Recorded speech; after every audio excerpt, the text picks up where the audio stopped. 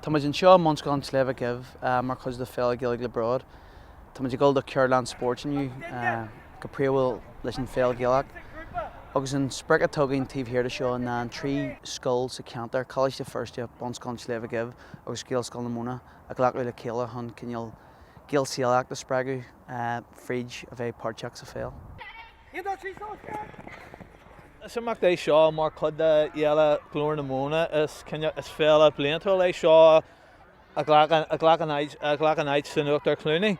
Agus na scoiltainna atá an seo aniu gur Gael scoil na múna, bon scoileanna CLG agus an cíomh líana galiste Feirste. Is déis íon take é seo cinneal donna fáisí hac le chéile cinneal agus aithní a chur le chéile cumáid.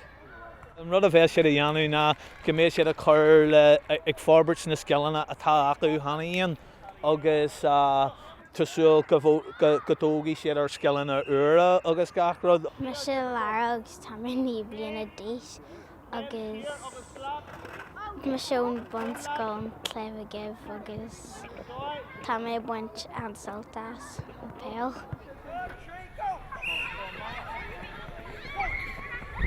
Tá mé siad an trainer agus go negadí bon scoileanna CLG agus sin méid tá seo iontach mé le páisí bogé ráil níos fágus níos fáil peile.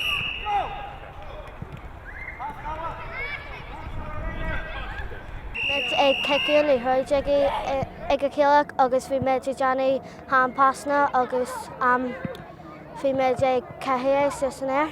Bhí méid ag deannaí le mar a warm-up ar tús agus an sin ra muid leabh fása agus caiimid agus an sin caiimid san air agus ra muid cic fás agus an néis tá muid ag gol deannaí a cluthe bog le hampása.